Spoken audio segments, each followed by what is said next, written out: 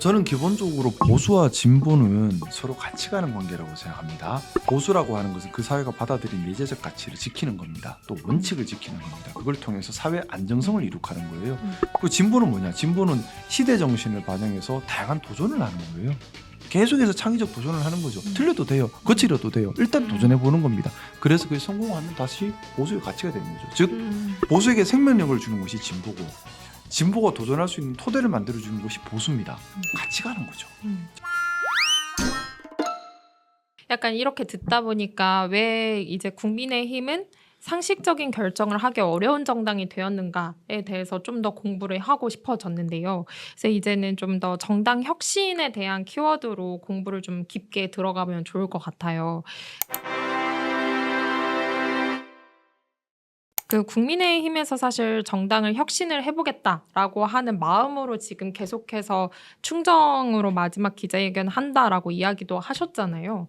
근데 왜 안 바뀐다고 생각하는지, 바뀌지 않는 이유 한 가지를 골라주신다면, 물론 이제 구조적으로 진영 정치라고 하거나 정당의 가치 정당에서 이익 집단화 되었다는 부분도 있을 텐데, 사실 저는 상우님처럼 정당을 혁신하고 싶었거나 다르게 만들고 싶었던 정치인들도 분명히 이전에 있었을 거라고 생각이 들거든요. 혹은 그렇게 이미 생각하고 있지만 변화의 용기를 못 내어서 함께 동료가 되지 못하는 분들도 있을 텐데요.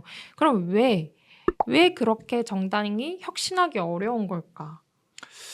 기득권 때문이지 않을까라는 생각이고, 또 하나는 추구하는 가치가 무엇인가에 대해서 받아들이는 마음이 없기 때문이기도 하고요. 또 하나는 공인이 공공의 이익을 추구해야 하는데 사익을 추구하는 것 때문이기도 한 것 같습니다. 제가 예전에 물었었어요. 보수가 뭔가요? 선배 정치인한테. 음. 국민의힘이 가는 길이 보수고 나머지는 좌파다라고 말씀하시더라고요. 오. 그건 오만한 말입니다. 그렇지 않습니까? 오. 보수는 그 사회의 가치를 지키는 것이고 원칙을 지키면서 그 사회가 안정되도록 하는 겁니다. 네. 보수라는 것은, 유럽의 보수는 복지를 최우선을 하지만 미국의 보수는 자유를 먼저 하죠. 사회마다 달라요. 러시아의 예전 보수는 왕정을 지키는 거였지만 그 다음에 보수는 공산주의를 지키고 그 다음에 민주주의를 지킬 바뀌거든. 상대적인 겁니다. 근데 이 상대적인 보수의 가치를 지키기 위해서 보수는 그래서 포용력과 품위가 필요해요. 그게 보수입니다. 극우는 국가사회주의를 추구하죠. 전체주의를 추구하죠. 독재를 네. 추구하죠. 권위주의를 추구합니다. 보수랑은 다른 개념이에요. 정반대의 개념입니다. 민주주의를 지키려는 보수와 독재를 지향하는 극우는 다른 거예요. 또 기득권만 지키려는 수구와 네. 보수의 가치를 지키려는 보수도 다른 개념이에요. 그렇죠. 근데 어느 순간 우리 보수라는 이름을 참칭하면서 극우와 수구 세력들이 왕창 들어왔어요. 그리고 이들의 행동 양태는 마치 형님 동생으로 다 얽힌 족벌 정치 또는 무리배 정치가 중심이 되어버렸어요. 무리배 정치는 그 무리에 이익을 최우선으로 하죠. 가치를 우선하지 않습니다. 이런 정치가 되니 가치가 상실되어버린 거예요. 보수 정당에 있는 국회의원들이 보수가 뭐냐라고 물으면 답을 못하는 것 잘못이죠. 가치 중심으로 모인 게 아니라 이익 중심으로 그렇죠. 모이게 그래서는 안 되죠. 되니까. 가치지향으로. 네. 정당은 가치지향으로 되어야 되는 겁니다. 예를 들어서 녹색당이면 환경을 지키겠다. 네. 진보당이면 진보적인 실험을 하겠다. 노동당이면 노동의 가치를 지키겠다라는 정확한 지향점이 있어야 되는 겁니다. 보수당이면 보수를 지키겠다. 보수의 가치를 지키겠다가 지향점이어야죠.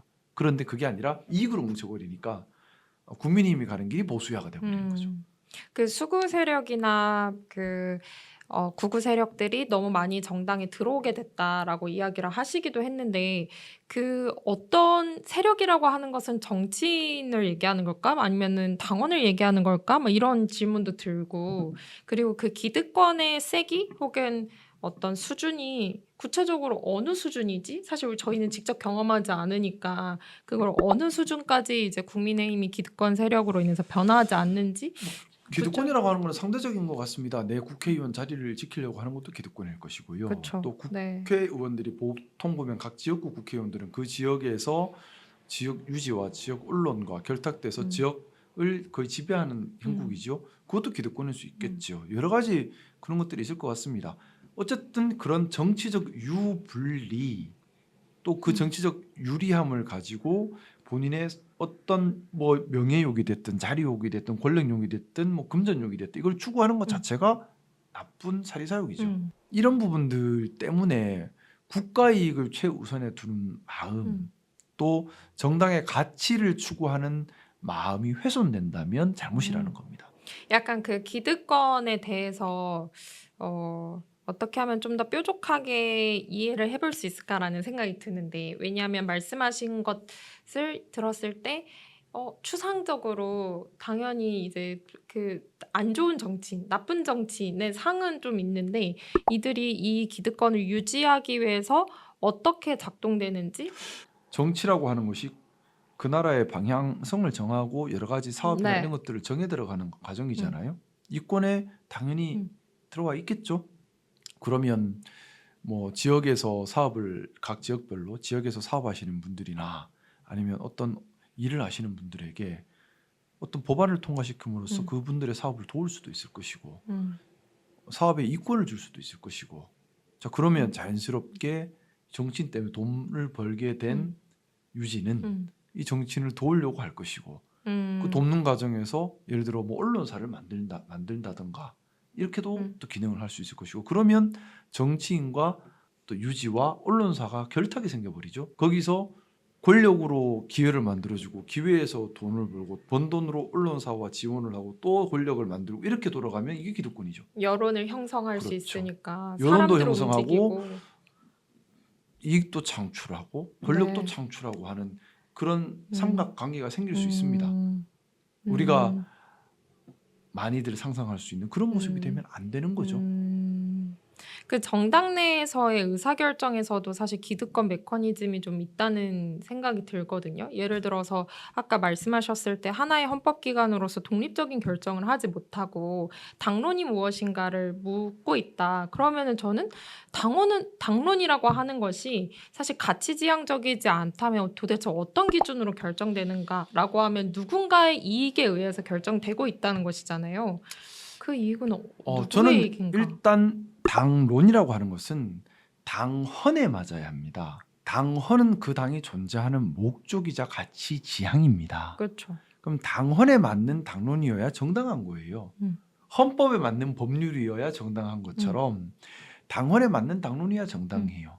그런데 여러 가지 정치적 유불리 때문에 당헌에 어긋나는 당론이 정해지면 이거는 정당성이 없는 당론인 겁니다. 그렇게 예를 되죠. 들어서 국민의힘의 당원에는 민주주의와 법치주의를 지켜간다라고 되어 음. 있습니다. 그러면 민주주의와 법치주의를 지키는 당론이 정당한 당론이겠죠. 그렇죠. 근데 그러면 민주주의와 법치주의를 파괴하는 비상계엄이 있었어요. 그럼 비상계엄을 해제하는 당론이 정당한 당론이겠죠.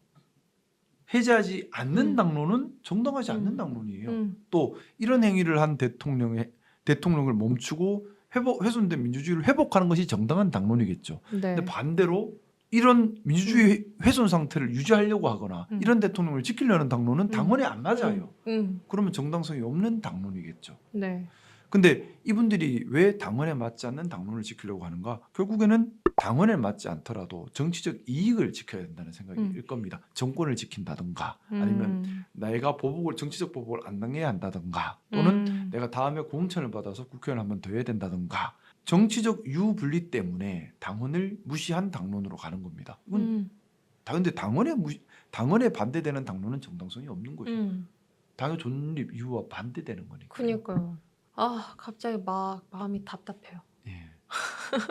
근데 이게 아까 말씀하셨을 때 수구 정당을 얘기하셨을 자, 때. 근데 저는 이 얘기를 네. 우리 당만 놓고 하는 얘기가 아니에요. 그래서 그 질문을 드리고 싶었어요. 수구 모든 정당이라는 당들이 다 같이 겪고 있는 문제예요. 그러니까요. 우리 당만 그런 게 아니라 뭐 제가 다른 당을 경험해 보지는 못했지만 간접적으로 보면 다 비슷한 문제에 빠져 있어요.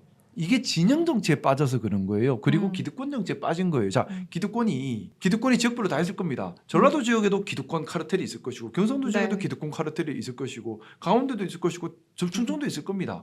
각 기득권 카르텔이 진영 논리로 포섭이 돼 있는 거예요.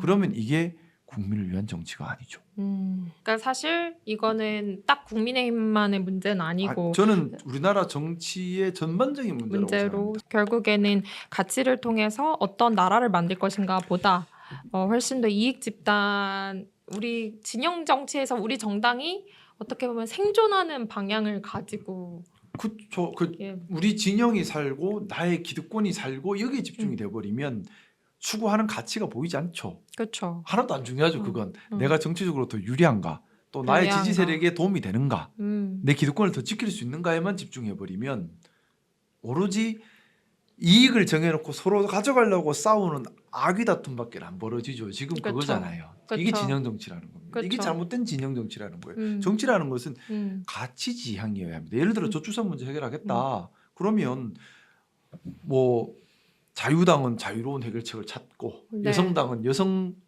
정책으로 찾고 노동당은 노동 정책으로 접근하고 녹색당은 환경 정책으로 접근하고 해서 방법을 만들어내자. 네. 서로 이렇게 되면 국민들이 얼마나 행복하겠습니까? 좋은 대안이 나오겠죠. 근데 그게 아니라 진영으로 나타나서 저출산 문제를 해결하기 위해서 자원을 한 10조를 쓸 건데 이걸 누가 어떻게 쓸 거냐 이걸로 싸우면 악의 다툼이죠. 그렇죠.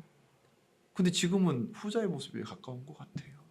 근데 저는 그 진영 정치를 어떻게 깰 수 있을까에 대해서 사실 2024년에 그 선거제도 관련해서 국회가 일하는 모습을 보면서 많이 생각했거든요. 왜냐하면 진영 정치를 깨야 된다라고 할 때 많은 분들이 말씀하시는 게 선거제도 개혁이잖아요. 결국에는 다당제로 더 갈 수 있어야 한다. 그리고 소선거구제처럼 너가 더 못하면 이길 수 있는 구조를 깨야만 사람들이 좀 더 가치지향적으로 갈 수 있다라고 이야기를 하는데, 근데 사실 선거제도 개혁의 키를 가지고 있는 것 역시도 300명의 국회의원이기 때문에 그 선거제도 개혁마저도 진영 논리에 따라서 결정이 되는 걸 보니까 계속 뭔가 맞죠. 이렇게 쳇바퀴에 딱 껴버린 느낌인 거예요. 일단 진영 논리를 바꾸려면 국민들이 주권자시잖아요. 민주주의는 철저하게 국민들의 의식 수준에 결정됩니다. 국민들께서 이 부분에 대해서 관심을 갖고 판단 기준을 가지고 행동하셔야 되고요. 두 번째로 제도적인 부분이죠. 네. 헌법도 일부 수정할 필요가 있고 공직선거법도 바꿔야 합니다. 네. 그런데 제도적인 부분을 먼저 바꾸기가 너무 힘들어요. 이유는 말씀하셨던 것처럼 국회의원들이 기득권 세력에 대해서 놓지를 않아요. 예를 들어 소선거구제를 폐지하고 중선거구로 가겠다. 300명 중에 절반은 집에 가야 될걸요. 그러니까 절대 동의를 안 하는 거예요. 공직선거법을 바꿔서 정치 신인이 들어오는 길을 열어주겠다. 기존 국회의원들 입장에서는 정치 신인들한테 쫓겨날 수 있으니까 결사반대해 버리는 거예요. 지금 공직선거법은 기존의 정치인들에게 완벽히 유리한 구조입니다. 정치 신인이 들어오기가 불가능해요. 공천을 받지 않는 이상은. 국회의원이 그렇게 좋아요? 하면 진짜 좋아요? 저는 모르겠어요.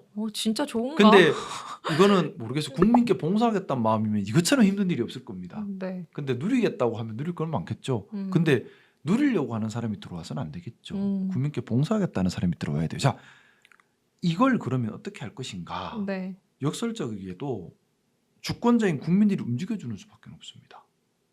주권자인 국민들 사이에서 여론이 만들어지고 그 여론을 실행하는 사람에게 표가 가고 그걸 반대하는 사람을 척결을 해 나가야지만 바뀌는 거예요.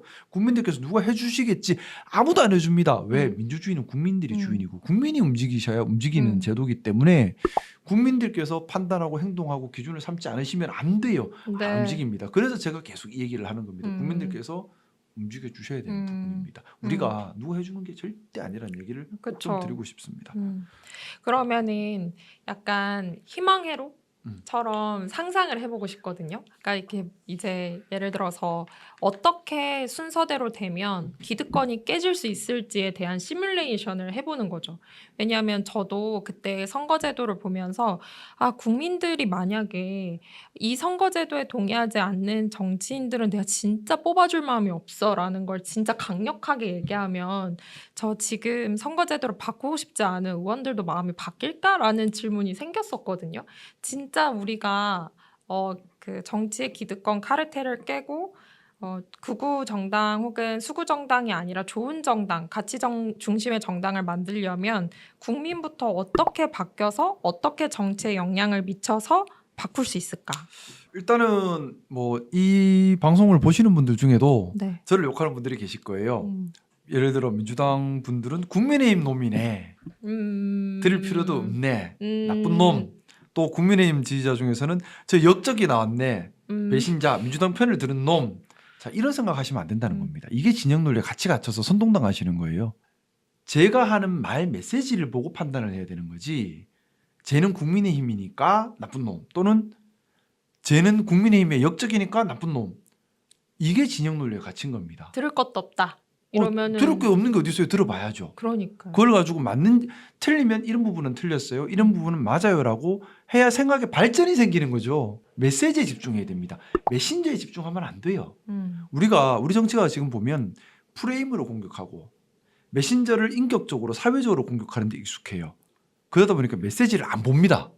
메시지를 안 보면 정치는 발전을 못하죠. 또 국민들도 판단을 못해요. 메시지를 봐야 합니다. 첫 번째. 두 번째, 기억하고 행동해야 돼요.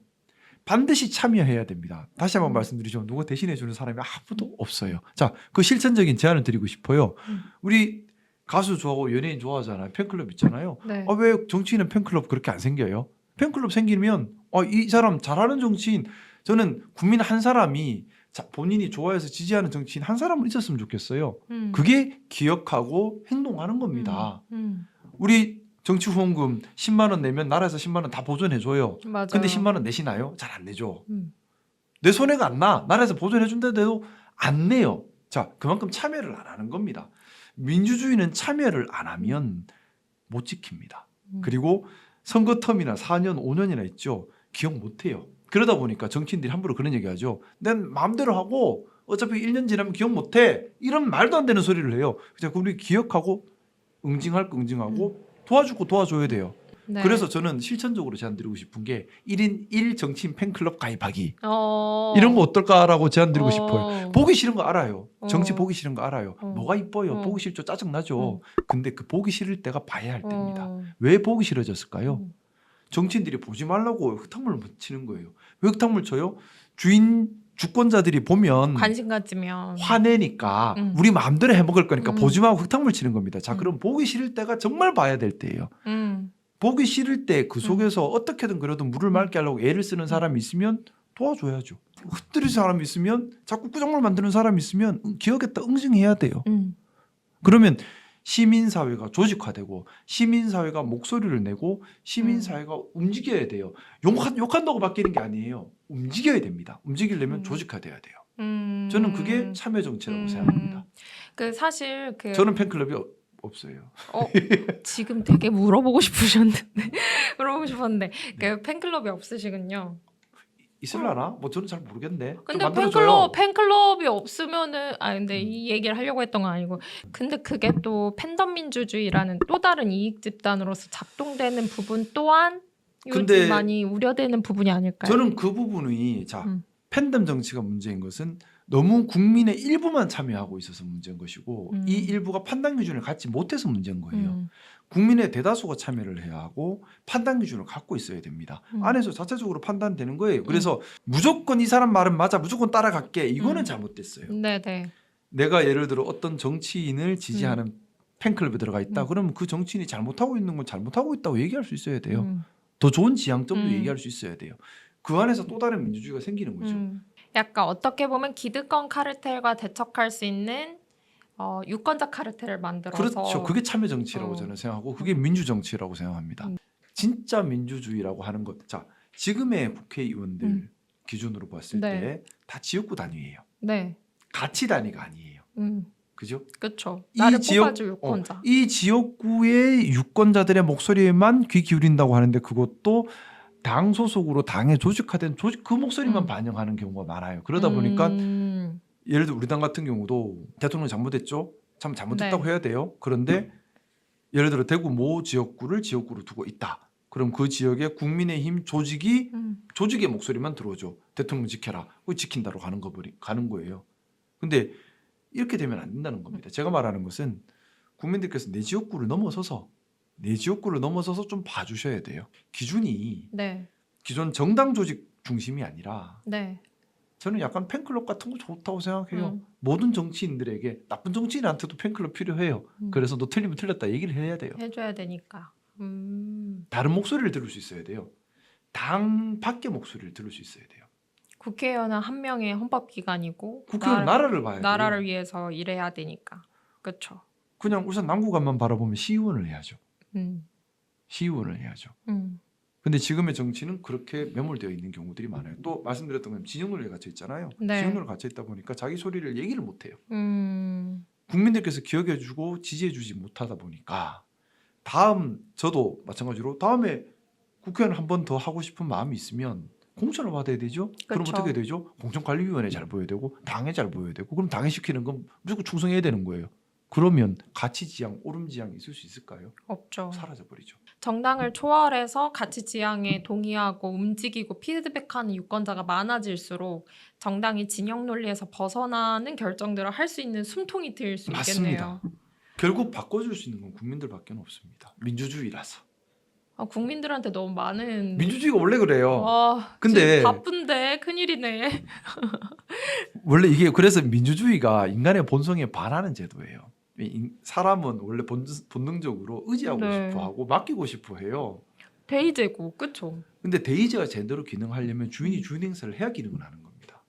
맡긴다고 그냥 다 맡기고 알아서 해라. 기능하겠습니까? 도둑질하지. 그쵸. 근데 이제 상욱님이 그 기자회견 하실 때 내가 충정으로서 이 정당의 혁신을 만들고 싶다. 근데 받아들이기 어렵다면 나의 거취를 고민하겠다고 얘기를 하셨잖아요. 어떻게 보면 마지막으로 가지고 있는 영향력을 발휘해서라도 변화를 기대하겠다라는 것이기도 한데 근데 그 정당 안에서 진영 논리를 벗어난 유권자들을 더 많이 모아내는 방식이 지금으로서는 어렵다라고 좀 판단하셨다는 생각도 들었는데 일단 맞을까요? 제가 할 수 있는 가장 수위 높은 요구를 한 것이고요. 네. 그런데 뭐 어쨌든 당에서는 받아들이지는 않을 것 같습니다. 그래서 참 어려운 마음을 가지고는 있고요. 저는 공산당이 싫고요. 네. 나치당도 싫어요. 구구당 싫고요. 수구당도 싫습니다. 건강한 보수 정치를 하고 싶은 겁니다. 그걸 위해 애를 쓰고 있는 것이고 제가 속해 있는 이 국민의힘이 그런 정당이기를 간절히 바라고 노력하고 있는 겁니다. 그런데 끝내 그런 모습이 되지 않는다면 예를 들어 그럴 일은 없겠지만 나치당처럼 돼버린다면 제가 같이 있으면 부욕하는 게 되잖아요. 그럴 수는 없다는 거죠. 정말 그래서 충심으로 마음을 전한 것이고 그 말씀이 맞아요. 제가 이 당 안에서 만들어내는 게 제일 효율적이고 제일 가치 있는 일입니다. 그렇게 하고 싶어요. 지금 그 마음으로 이렇게 하고 있는 겁니다. 근데 참 힘들어요. 너무 힘들고 너무 외롭고 너무 괴로워요. 철저하게 고립돼서 사통팔달 다 공격만 받으니까 너무 외로워요. 예를 들어 뭐 제가 이렇게 움직이면 저희 당에서는 역적이라고 공격하죠. 기득권을 공격하니. 또 민주당에서는 민주당 표를 깬다고 또 공격을 해요. 당연하지 않겠어요? 민주당 지지자들이 저 때문에 갈아타면 민주당 입장에서는 경기 이루죠. 공격 또 들어와요. 양쪽에서 공격받는 거예요. 재편 하나도 없죠. 외롭죠. 힘들죠. 자, 그런데 저는 그렇게 생각합니다. 저 같은 사람이 많아야 돼요. 맞든 틀리든 자기 생각을 얘기하는 사람들이 많아야 돼요. 틀리면 고치고 수정하면 되죠. 제가 생각을 잘못했습니다. 그게 맞네요. 이게 토론이잖아요. 그렇죠. 근데 아무도 말을 안 해요. 이게 제일 나쁜 겁니다.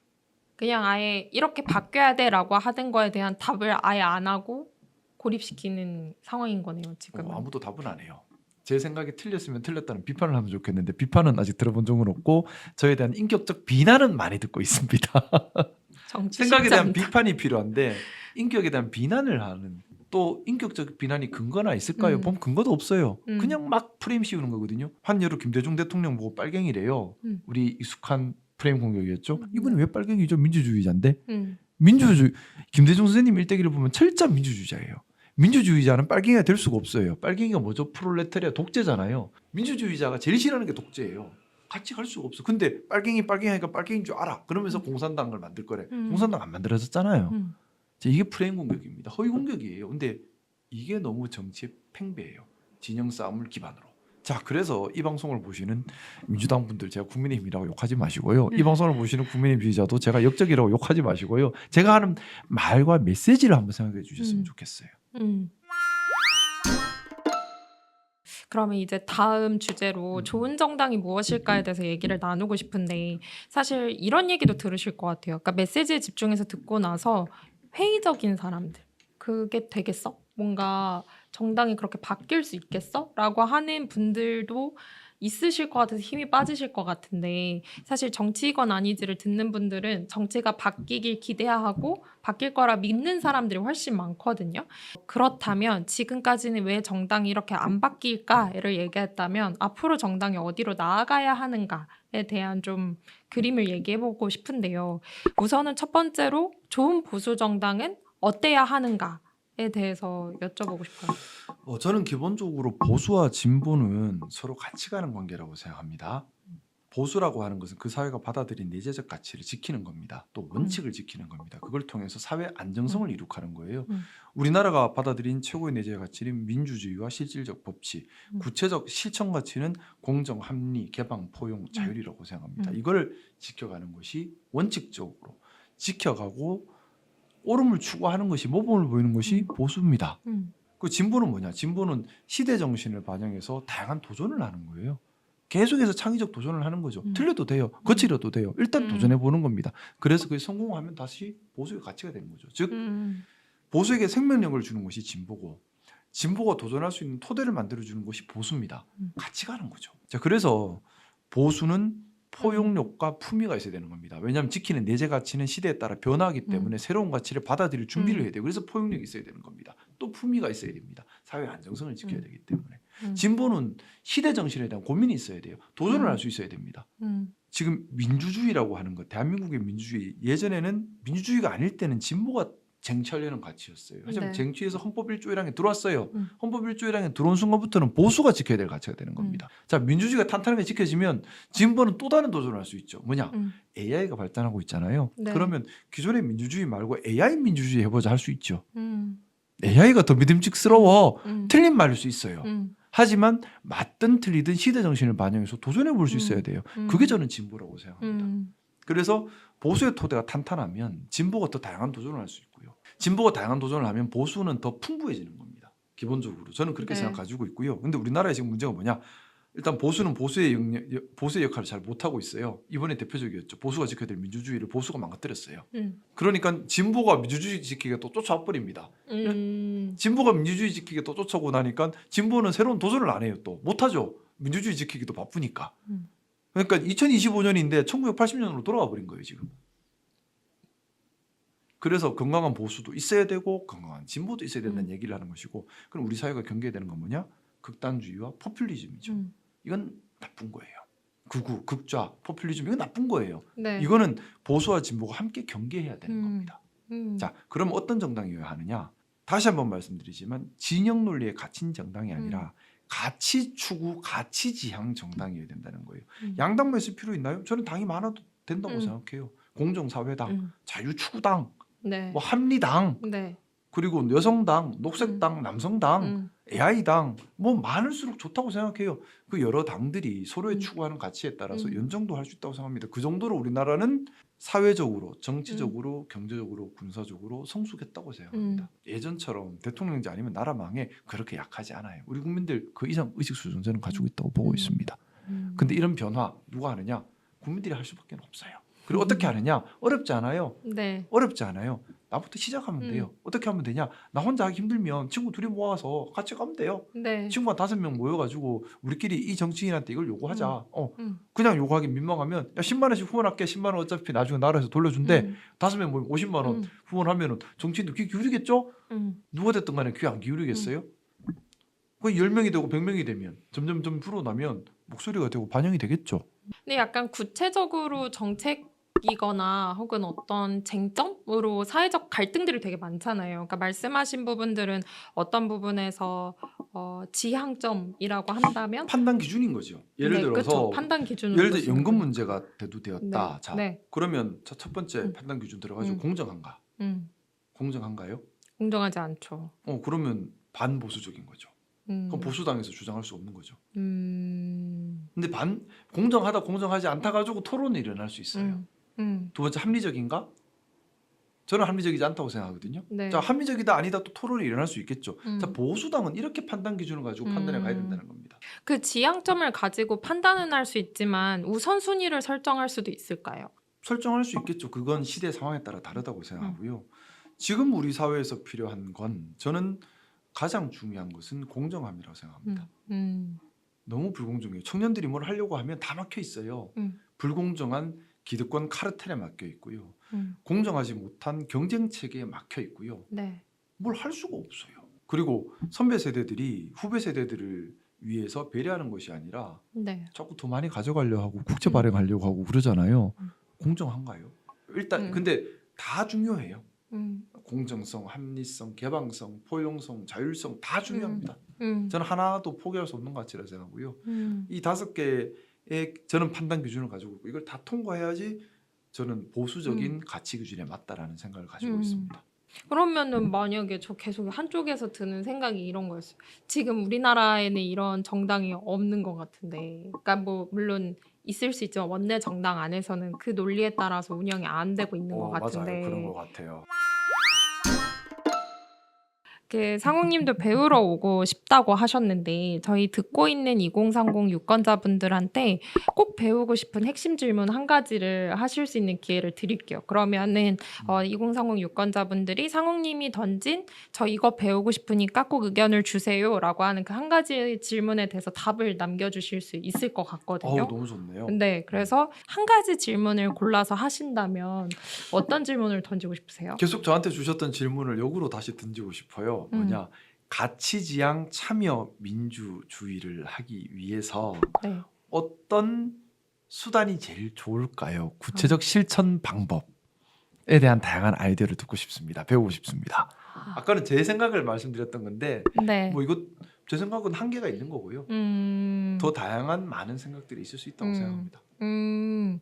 좋습니다. 그러면은 2030 분들한테 던지고 싶은 핵심 질문 한 가지가 있다면 가치 지향으로 참여하기 위해서 어떻게 하면 가장 효과적이겠냐? 실천적 방법. 실천적 방법이 무엇이냐? 그리고 여러분들이 한다면 당장 뭐부터 시작하시겠냐? 뭐 이런 게 되겠네요. 어떻게 보면 2030만의 좀 더 실천적 방법에 어떤 모델과 방식들이 있는지를 좀 더 알고 싶으신 그렇죠. 거예요. 예. 이해했습니다. 오늘 저희 그 정치 이건 아니지의 선생님으로 처음 오셨는데 오늘 어떠셨는지에 대해서 한번 이야기를 듣고 싶어요. 재밌었어요. 재밌으셨어요? 자주 불러주세요. 행복한 시간이었습니다. 고맙습니다. 어떤 부분이 재밌으셨는지 좀 구체적으로 얘기해 주시겠어요? 질문이 날카로우셨고요. 질문을 들으면서 저도 또 생각을 하면서 공부를 하게 되는 그런 점이 참 재밌었습니다. 대단하세요. 우리 정말 뭐 제 엄청나신 것 이름을 같아요. 까먹으신 것 같은데. 우리 현미 선생님 잘하고 있어요. 네. 그 뉴에이즈도 사실 어떻게 하면 좀 더 그 유권자분들이 정치 참여를 쉽고 재밌게 할 수 있을지 늘 고민하거든요. 그러니까 스타트업에서는 유저 익스피리언스라고 해서 고객 경험을 얘기해요. 그러다 보면은 진짜 고민을 많이 해요. 이 화면에서 어떻게 클릭을 하면 그 버튼을 놓으면 텍스트를 어떻게 하면 전환율이 더 잘 나올까? 사람들이 어떻게 하면 더 쉽게 쓸까? 이런 고민을 하루 종일 한단 말이에요. 근데 이 자체도 사실 임팩트가 있을 수 있죠. 왜냐하면 유저한테 결제를 더 쉽게 만들어주고 뭐 주문을 더 쉽게 해주기도 하고 어떤 정보를 더 쉽게 찾게 해주니까요. 근데 정치가 저는 이것들보다 과연 임팩트가 더 적을까라고 했을 때 훨씬 더 크다고 생각해요. 근데 그 유저 익스피리언스에 대한 고민과 연구와 시도가 너무 적은 산업이 아닌가라는 생각을 너무 많이 하거든요. 사실 뭐 말씀하셨을 때 국민들이 더 많이 참여해 주셔야 됩니다라고 얘기하셨지만 그 UX가 구리면 저희가 잘 안 쓰잖아요. 그 서비스를. 근데 UX가 너무 구린 것 같아요. 자, 제가 그래서 그 얘기 드린 거예요. 정치가 보기 싫을 때에 정말 정치에 참여할 때란 말씀을 드린 겁니다. 지금 보면 저는 그 생각해요. 왜 이렇게 민주주의인데 국민들이 정치 참여를 왜 선거 때만 해야 돼요? 선거 때도 부족한 정보로 참여할 기회를 안 만들어주고 정치가 보기 싫은 모습으로 자꾸 가요. 왜 그럴까요? 기득권 정치인들 입장에서는 국민들이 참여하는 게 싫은 거예요. 그죠? 피드백하면 피곤하죠. 귀찮아지니까. 그리고 자기들 마음대로 못하죠. 너무 깨끗해지니까. 근데 국민들 입장에서는 피드백 받아야죠. 깨끗해져야죠. 그렇죠. 국민을 위한 봉사를 해야죠. 그렇죠. 자, 그래서 참여하기 힘들 때가 기필코 참여의 수단을 만들어야 될 때인 겁니다. 보기 싫을 때가 기필코 봐야 할 때인 겁니다. 보기 싫은데 참여하기 힘든데 어떻게 해야 되죠? 아무도 길 안 만들어줘요. 정치인들은 더더욱 안 만들어줘요. 정치 신인이 오는 걸 싫거든요. 그러니까요. 더더욱 막아버려요. 자, 막을 때가 뚫고 들어가야 되는 겁니다. 정치는 막을 때가 뚫고 들어갈 때다. 예. 이 슬로건을 하나 써놓고 싶네요. 예. 네. 죄송합니다. 막을 때가 말씀하세요. 네네. 흥분해가지고. 그렇다고 생각합니다. 네. 그러면 저희 오늘을 또 마무리를 하다가 또 이렇게 제가 질문을 드리게 됐는데 그러면 이렇게 한번 마무리를 해보도록 하겠습니다. 네, 정치건 아니지 오늘 방송은 이렇게 마무리 해보도록 하겠습니다. 저희 스포티파이 오디오 클립, 유튜브, 아이튠즈에서도 들으실 수 있습니다. 그 외에도 뉴에이즈 도미노 뉴스레터를 구독해 주시면 오늘 나온 질문에 대해서 저희가 뉴스레터 통해서 답변을 받고 또 김상욱 의원님한테 전달을 드릴 수 있도록 하겠습니다. 인스타그램 통해서도 다양한 정치 뉴스 브리핑을 저희가 30초로 정리해서 공유드리고 있으니까요. 꼭 팔로우해서 확인해 보시길 바랍니다. 오늘 정치건 아니지 함께 해주셔서 감사합니다. 안녕. 감사합니다.